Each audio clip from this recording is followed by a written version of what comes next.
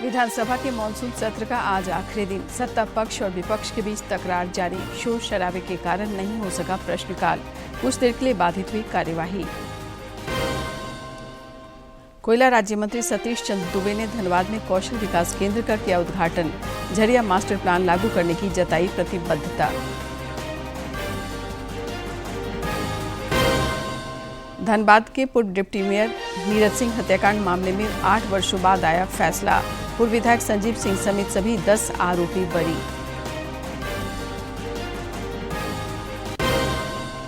और खेल दिवस पर रांची में कल से 3 दिवसीय खेल महोत्सव का होगा आयोजन। खिलाड़ियों और प्रशिक्षकों को दी जाएगी 3 करोड़ रुपए की प्रोत्साहन राशि।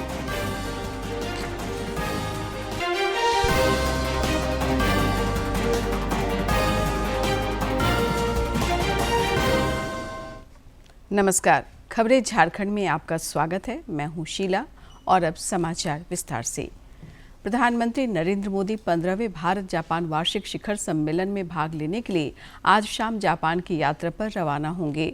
प्रधानमंत्री की ये 8वीं जापान यात्रा है। दुनिया के 2 सबसे पुराने और मजबूत लोकतंत्र भारत और जापान के बीच कारोबारी संबंधों की बुनियाद अब नए दौर में नए विस्तार के लिए तैयार है। प्रधानमंत्री मोदी अपनी 8वीं जापान यात्रा के दौरान भारत और जापान के उद्योगपतियों के साथ एक बिजनेस लीडर्स के मंच को साझा करेंगे। इस मंच का उद्देश्य है दोनों देशों के बीच व्यापार, निवेश और प्रौद्योगिकी के क्षेत्र में सहयोग को बढ़ाना।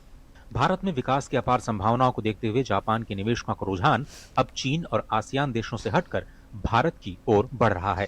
जेट्रो के ताजा सर्वे में 80% जापानी कंपनियों ने अगले 2 सालों में भारत में कारोबार बढ़ाने में दिलचस्पी दिखाई है। जापान ने 2000 और 2024 के बीच भारत में करीब $44 बिलियन का इन्वेस्टमेंट किया है, जो भारत की कुल FDI का 6% है। भारत और जापान के बीच 2023-24 में कुल कारोबार करीब $23 अरब रहा। इसमें भारत का जापान में $5 अरब का एक्सपोर्ट रहा और करीब $18 अरब का इम्पोर्ट। भारत में निवेश की तैयारी कर रही जापान की कंपनियों में भी भारतीय टैलेंट को लेकर भरोसा बढ़ रहा है और वे भी भारत के स्टार्टअप इकोसिस्टम का हिस्सा बनना चाहती हैं।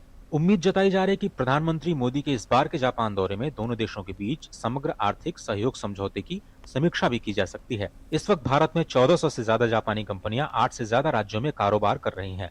दिल्ली, अहमदाबाद, बेंगलुरु और चेन्नई मेट्रो में जापान की भागीदारी और Ahmedabad Mumbai high speed rail corridor दोनों देशों के बीच बुनियादी ढांचे में सहयोग का सशक्त उदाहरण है।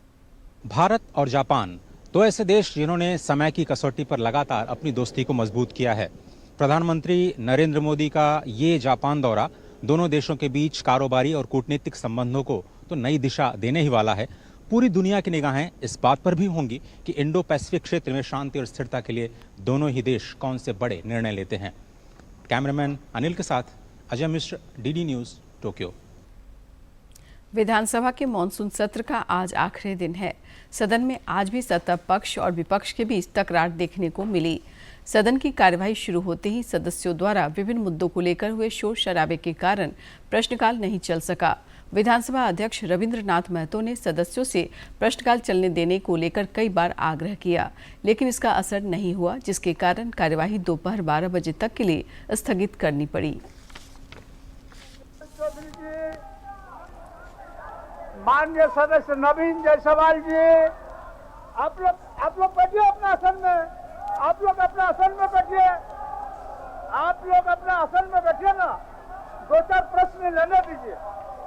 करने वाला लोगों का जो विचार हमको लगता है होगा, इसलिए आप लोगों से आग्रह है कि आप लोग प्रश्नकाल को चलने दें। प्रश्नकाल को चलने दें। सभा की कार्रवाई 12 बजे मध्याह्न तक के लिए स्थगित की जाती है। झारखंड दौरे पर आए केंद्रीय कोयला राज्य मंत्री सतीश चंद्र दुबे ने कल धनबाद में बहु कौशल विकास संस्थान का उद्घाटन किया। इस दौरान पत्रकारों से बातचीत में उन्होंने 3 वर्ष के अंदर संशोधित झरिया मास्टर प्लान लागू करने की प्रतिबद्धता व्यक्त की। धनबाद में उपायुक्त आदित्य रंजन और BCCL के CMD समीरन दत्ता के साथ उच्च स्तरीय समीक्षा बैठक के दौरान श्री दुबे ने कहा, स्थानीय लोगों की प्राथमिकताओं और क्षेत्रीय सशक्तिकरण को केंद्र में रखते हुए आगे कदम बढ़ाने की जरूरत है। उन्होंने अपने दौरे के क्रम में विस्थापित बेलगढ़िया के 10 लोगों के बीच टोटो का भी वितरण किया। कोल के क्षेत्र में गढ़िया मास्टर प्लान में जहां स्टेट गवर्नमेंट को कोऑपरेशन की जरूरत है, कल सकारात्मक बात हुई है और जहां केंद्र सरकार की बात है वहां केंद्र सरकार सहयोग करने के लिए तैयार है। दोनों सरकार मिलकर झरिया मास्टर प्लान को बहुत अच्छा ढंग से करेंगे हम लोग, और कोल में जो भी परेशानियां हो रही है लोकल स्तर की, सब स्टेट गवर्नमेंट के द्वारा उसको सोल्यूशन। दिवंगत शिक्षा मंत्री रामदास सोरेन के श्राद्ध कार्यक्रम में कल काफी संख्या में लोग शामिल हुए। स्वास्थ्य मंत्री डॉक्टर इरफान अंसारी, श्रम मंत्री संजय प्रसाद यादव और पूर्व सांसद फुरकान अंसारी भी जमशेदपुर पहुंचे और पुष्प अर्पित कर दिवंगत नेता को श्रद्धांजलि दी। नेताओं ने दिवंगत रामदास सोरेन के परिवार के सदस्यों से मिलकर संवेदना व्यक्त की। मौके पर पत्रकारों से बातचीत में डॉक्टर अंसारी ने कहा कि राज्य में 5 लाख रुपए का स्वास्थ्य बीमा लागू किया गया है, जिसमें सरकारी कर्मियों और विधायकों समेत अन्य लोगों को इसका लाभ दिया जाएगा। रामदास सोरेन जी को तो हम लोग नहीं ला सकते, लेकिन परिवार का हिस्सा तो हम लोग हैं ही। मुसीबत में सहारा तो बन सकते हैं हम लोग। तो फुरकान साहब ने भी काफ़ी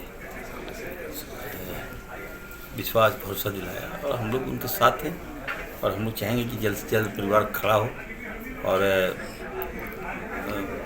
मैं तो लोकप्रिय मुख्यमंत्री से मांग करूंगा कि जल्द से जल्द इन लोगों को ताकत दें। और केंद्रीय शिक्षा मंत्री धर्मेंद्र प्रधान ने देवघर स्थित बाबा बैद्यनाथ मंदिर में पूजा अर्चना की। वहीं केंद्रीय मंत्री धर्मेंद्र प्रधान ने भी देवघर स्थित मंदिर में भगवान गणेश के दर्शन किए। गणेश उत्सव के इस पावन अवसर पर उन्होंने भी कहा कि पिछले 77 वर्षों से देवघर में गणेश चतुर्थी मनाते आ रहे हैं। प्रदेश कांग्रेस के प्रभारी के राजू ने कहा है कि झारखंड में वोट चोरी के खिलाफ राज्य स्तरीय रैली आयोजित की जाएगी, जिसमें खास तौर पर संगठन के लोग शामिल होंगे। श्री राजू ने कल रांची में पत्रकारों से बातचीत में बताया कि पार्टी के पंचायत कमेटी के लोग घर घर जाकर जनता से वोट चोरी के खिलाफ हस्ताक्षर अभियान चलाएंगे।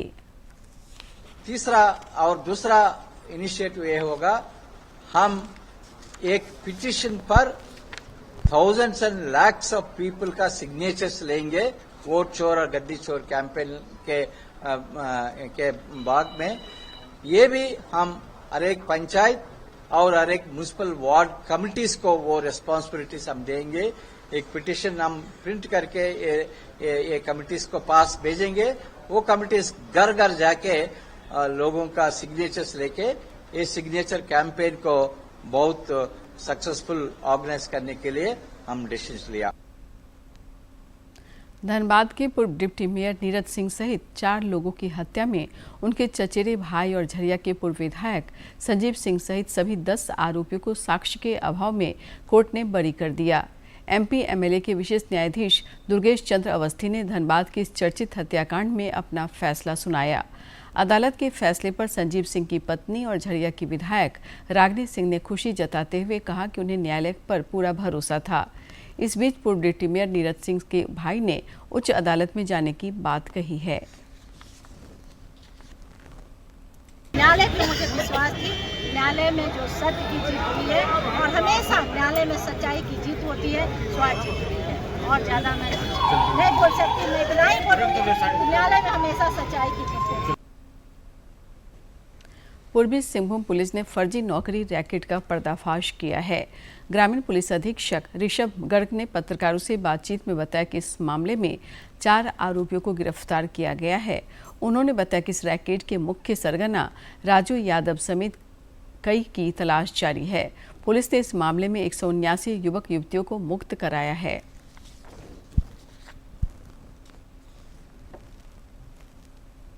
इसमें अभी तक हम लोगों को 4 लोगों की गिरफ्तारी हुई है घाटशिला के सेंटर से, और इसमें बरामदगी के रूप में हम लोगों को लेन देन के कागजात मिले हैं, जिसमें कि बच्चों का पूरा रिकॉर्ड, उन सभी जो युवक युवती हैं उनका डिटेल्स, उनके आधार कार्ड और बहुत सारे डॉक्यूमेंट्स उनके हम लोगों को मिले हैं। और जो इन लोगों को किट दिया जाता था, ये जो लोगों को ये लोग पकड़ के रखता था, उनको कुछ किट देता था दवाई वाले, वो दवाइयों के किट भी हम लोगों को बरामद हुए हैं जो है। राष्ट्रीय स्वयंसेवक संघ के सर संघचालक डॉक्टर मोहन भागवत ने कहा है कि देश की आत्मनिर्भरता के लिए स्वदेशी आवश्यक है। उन्होंने कहा कि अंतर्राष्ट्रीय व्यापार जरूरी है, लेकिन दबाव में नहीं। सरसंघचालक कल नई दिल्ली में आयोजित आरएसएस की 3 दिवसीय व्याख्यान माला को संबोधित कर रहे थे। अंतर्राष्ट्रीय व्यापार को लेकर राष्ट्रीय स्वयंसेवक संघ के सरसंघचालक मोहन भागवत ने अहम बयान दिया है। बुधवार को संघ प्रमुख ने कहा है कि परस्पर व्यापार दबाव में व्यापार नहीं किया जाता। नई दिल्ली स्थित विज्ञान भवन में आयोजित राष्ट्रीय स्वयंसेवक संघ के 3 दिवसीय कार्यक्रम 100 वर्ष की संघ यात्रा नए क्षितिज पर व्याख्यान माला में मोहन भागवत ने लोगों से बाहर के बने उत्पादों के बजाय घर के बने पेय और खाद्य पदार्थों का इस्तेमाल करने की अपील भी की। स्वदेशी के इस्तेमाल को बढ़ावा देने की बात करते हुए मोहन भागवत ने कहा है कि जो वस्तुएं हम खुद बनाते हैं उसे बाहर से क्यों लेना। दुनिया परस्पर निर्भरता पर चलती है, कुटुंब भी परस्पर निर्भरता पर चलता है और इसलिए अंतर्राष्ट्रीय व्यापार तो चलेगा और उसमें लेन देन होगी। बस इसमें दबाव नहीं होना चाहिए, स्वेच्छा होनी चाहिए। और इसलिए स्वदेशी का पालन करना यानी क्या है, जो घर में बनता है वो बाहर से नहीं लाना। जो अपने गांव में होता है बाहर से लाने से अपने गांव के रोजगार को मार पड़ती है। अपने गांव का खरीदो। ऐसे ही अपने देश में जो बनता है वो बाहर से लाने की जरूरत नहीं है। संघ प्रमुख ने कहा कि देश में विभिन्न धाराओं के बीच दूरियों को खत्म कर भारत को सशक्त बनाने के लिए काम करना चाहिए। उन्होंने कहा कि पानी, शमशान और मंदिर में कोई भेद नहीं होना चाहिए। उन्होंने कहा कि दुनिया में शांति की स्थापना के लिए भारतीय दृष्टिकोण अहम है। संघ के सरसंघचालक ने इस बात पर जोर देकर कहा कि सभी को कानून और संविधान का पालन करना ही चाहिए। संघ के शताब्दी वर्ष पर व्याख्यान माला की श्रृंखला में दिल्ली के विज्ञान भवन में आयोजित कार्यक्रम में देश भर में राजनीति, शिक्षा, विज्ञान, कला, खेल, विभिन्न पंथ के धार्मिक गुरुओं सहित कई देशों के राजनयिकों ने भी हिस्सा लिया। गुरुवार को संघ प्रमुख विभिन्न विषयों पर पूछे गए सवालों का उत्तर भी देंगे। शैलेंद्र मिश्र, डीडी न्यूज, दिल्ली। पूर्वी सिंहभूम पुलिस ने ऑटो चोरी करने वाले गिरोह का पर्दाफाश किया है। नगर पुलिस अधीक्षक कुमार शिवाशीष ने बताया कि कदमा थाना क्षेत्र में लगातार बढ़ रही चोरी की घटनाओं पर कार्रवाई करते हुए पुलिस ने इस गिरोह के 3 सदस्यों को गिरफ्तार किया है। उन्होंने बताया कि गिरफ्तार आरोपी की निशानदेही पर 3 ऑटो बरामद किया गया है।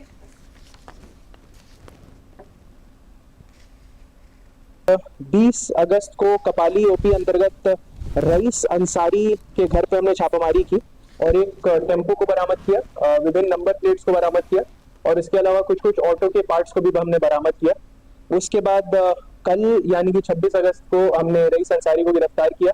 उनके निशानदेही पे हमने और ऑटो भी बरामद किए और उनसे पूछताछ के बाद हमें 2 और ऑटो चोरों की सूचना मिली, जिसके ऊपर हमने और कार्रवाई की। उन दोनों को भी अरेस्ट किया है। तो टोटल 3 अरेस्टिंग हुई है। मोहम्मद रईस 40 वर्ष का है, ये कपाली का रहने वाला है। शौकत अली 27 वर्ष का कपाली का रहने वाला है और मोहम्मद असगर उर्फ लारिया ये भी आजाद नगर का रहने वाला है। प्रधानमंत्री जनधन योजना को आज 11 वर्ष पूरे हो गए हैं। ये दुनिया की सबसे बड़ी वित्तीय समावेशन पहलों में से एक है। प्रधानमंत्री नरेंद्र मोदी ने 15 अगस्त 2014 को लाल किले की प्राचीर से इस पहल की घोषणा की थी। 28 अगस्त को कार्यक्रम का शुभारंभ करते हुए प्रधानमंत्री ने इस अवसर पर गरीबों की दुष्चक्र से मुक्ति का उत्सव बताया था।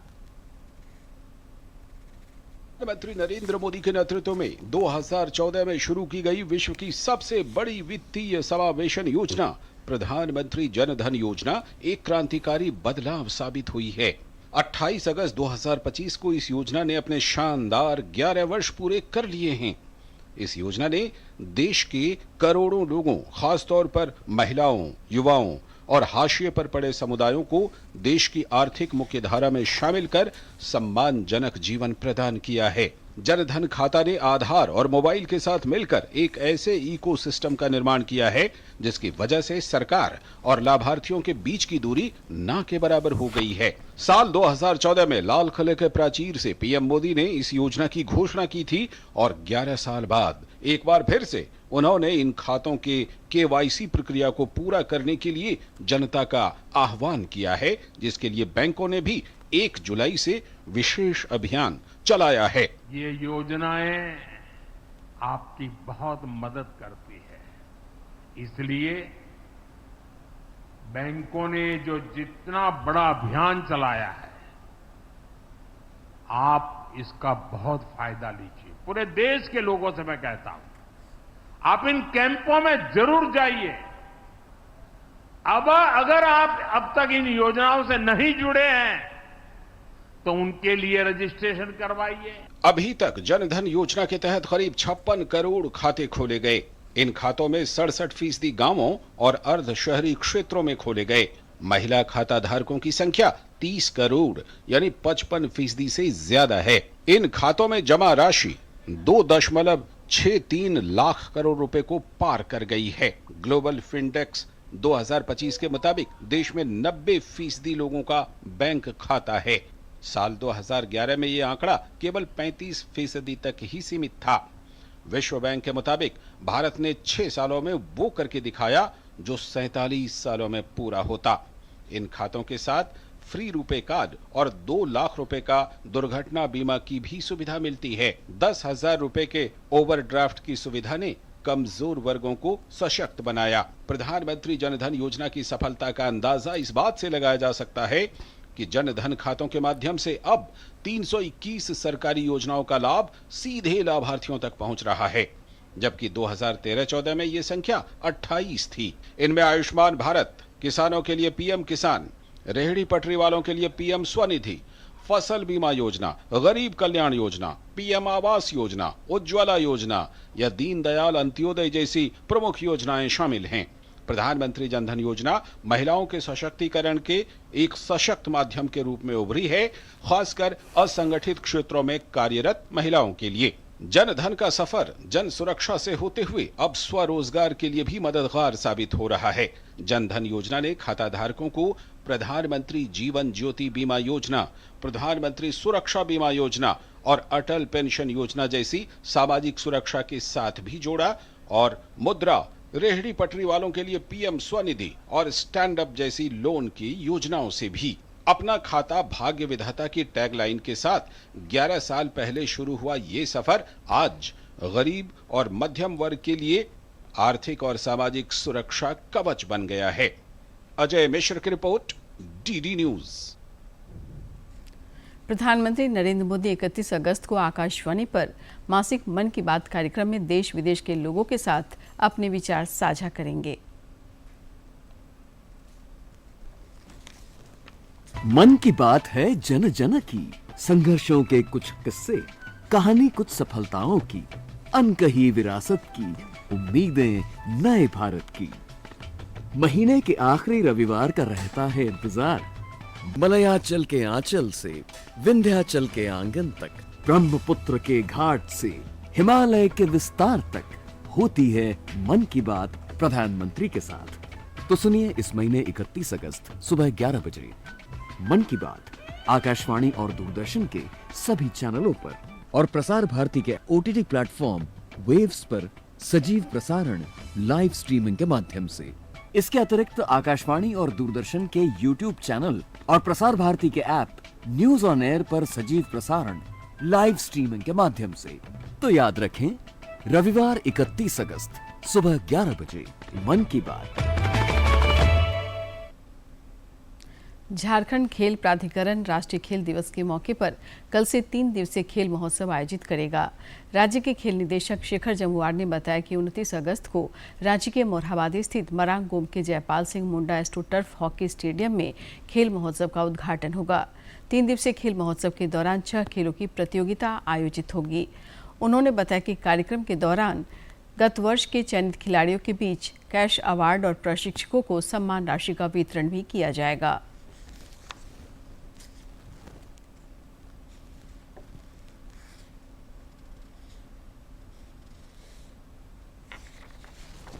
डिसिप्लिन में हम लोग इस पर करा रहे हैं, hockey, football, archery, athletics, swimming और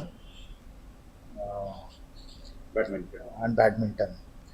और इसमें लगभग 1200 प्लेयर हमारे यहाँ आ रहे हैं। 300-350 हमारे टेक्निकल स्टाफ भी रहेंगे। ये लोग रहेंगे क्योंकि रांची मोरहाबादी स्टेडियम और आसपास के स्टेडियम में ये लोग अपना मैचेस खेलेंगे। और इस बार हम लोगों ने रखा है कि जितने भी हमारे स्पोर्ट्स सेंटर्स है जो वहाँ आज तक इंटर सेंटर कंपटीशन नहीं कर पाए हैं, तो सारे स्पोर्ट्स सेंटर्स को हम लोगों ने एंगेज किया है। सामाजिक न्याय एवं सशक्तिकरण मंत्रालय की ओर से राष्ट्रीय पैरालंपिक कमेटी के तत्वावधान में 29 से 31 अगस्त तक 14वें राष्ट्रीय जूनियर और सब जूनियर पारा एथलेटिक्स चैंपियनशिप का आयोजन किया जाएगा। ये चैंपियनशिप मध्य प्रदेश के ग्वालियर में आयोजित किया जाएगा। इस प्रतियोगिता में लंबी कूद, ऊंची कूद और भाला फेंक समेत कई प्रतियोगिताओं में देश भर के खिलाड़ी भाग लेंगे।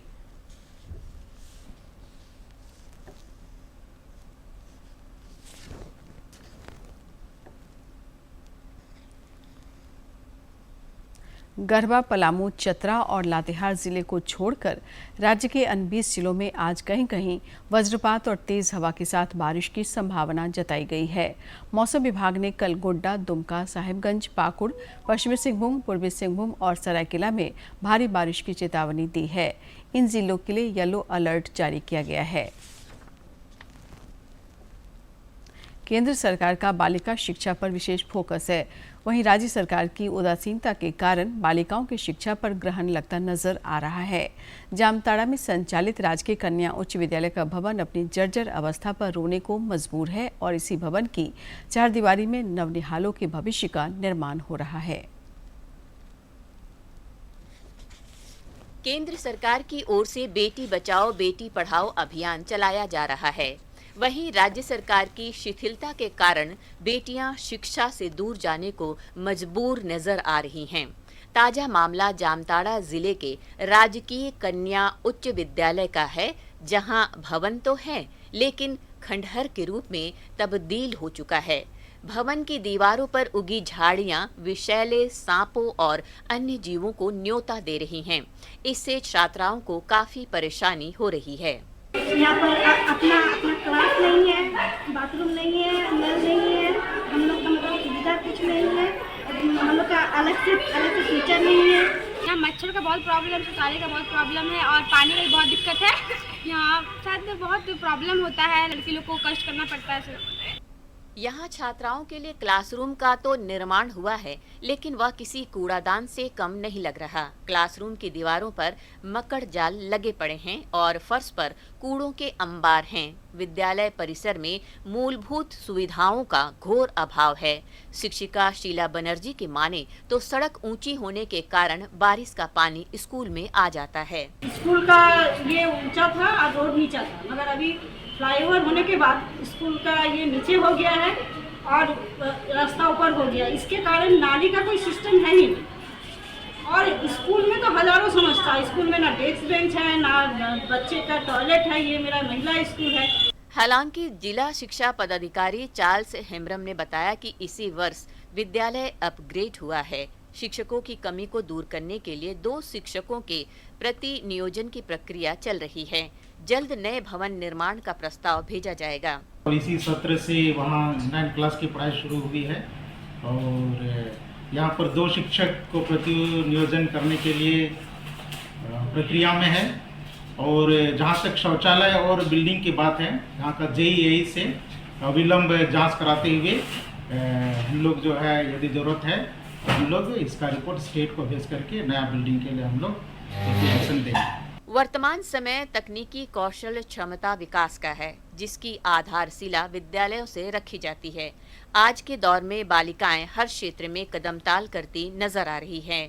छात्राओं को समय पर समुचित सुविधाएं मुहैया होने से वे सपनों की उड़ान भर पाएंगी और राष्ट्र नव निर्माण में अहम भूमिका अदा करेंगी। DD न्यूज के लिए जामताड़ा से उज्जवल प्रसाद आजाद की रिपोर्ट। और अब जानते हैं किन बातों के लिए इतिहास के पन्नों में आज का दिन खास है। 28 अगस्त साल 1963 को लगभग 2 लाख से ज्यादा लोगों ने समानता और स्वतंत्रता का आह्वान करते हुए एक मार्च निकाला। सभी लोग वाशिंगटन DC में लिंकन मेमोरियल पर एकत्र हुए थे। एक दिवसीय इस मार्च में भेदभाव का विरोध किया गया और नागरिक अधिकार कानून को पारित करने की मांग की गई। इस दिन मार्टिन लूथर किंग जूनियर ने ऐतिहासिक भाषण दिया, जो आई हैव ए ड्रीम यानी मेरे पास एक सपना है के नाम से प्रसिद्ध हुआ। मार्टिन लूथर के इस ऐतिहासिक भाषण को अमेरिकी इतिहास में सबसे प्रतिष्ठित भाषणों में से एक माना जाता है। इस मार्च के कुछ समय बाद नागरिक अधिकारों का कानून बना। इस कानून के तहत रंग, नस्ल, धर्म और राष्ट्रीय मूल को अलग रखते हुए सभी अमेरिकियों को समान अधिकार देने का आश्वासन दिया गया। मार्टिन लूथर को अमेरिकी समाज में रंग भेद के विरुद्ध अहिंसात्मक आंदोलन चलाने के लिए नोबेल शांति पुरस्कार से सम्मानित किया गया।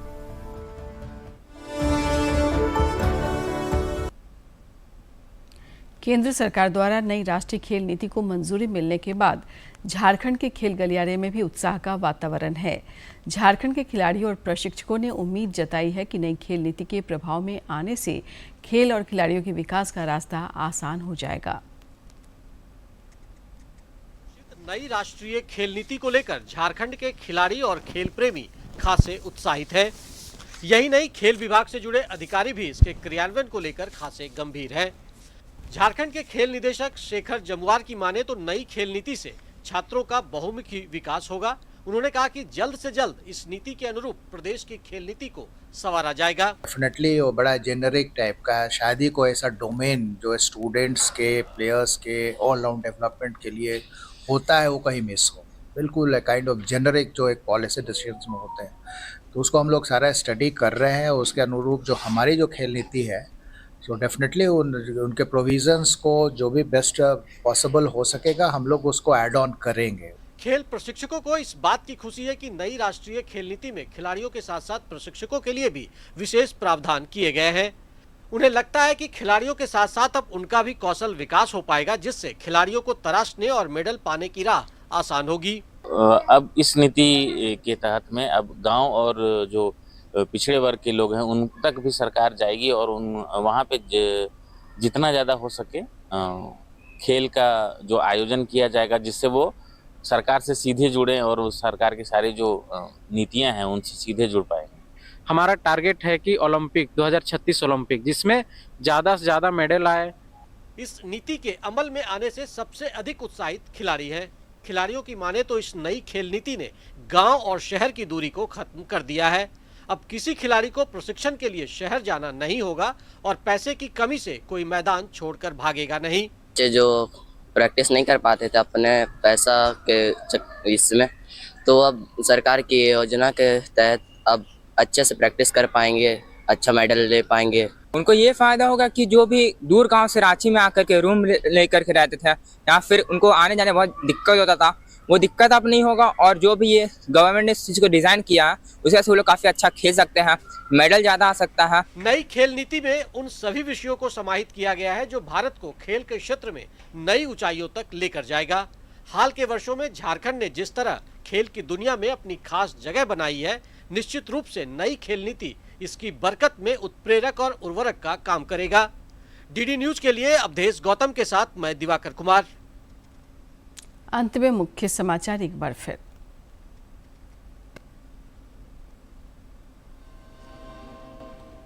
विधानसभा के मानसून सत्र का आज आखिरी दिन, सत्ता पक्ष और विपक्ष के बीच तकरार जारी। शोर शराबे के कारण नहीं हो सका प्रश्नकाल, कुछ देर के लिए बाधित हुई कार्यवाही। कोयला राज्य मंत्री सतीश चंद्र दुबे ने धनबाद में कौशल विकास केंद्र का किया उद्घाटन। झरिया मास्टर प्लान लागू करने की जताई प्रतिबद्धता। धनबाद के पूर्व डिप्टी मेयर नीरज सिंह हत्याकांड मामले में 8 वर्षों बाद आया फैसला। पूर्व विधायक संजीव सिंह समेत सभी 10 आरोपी बरी।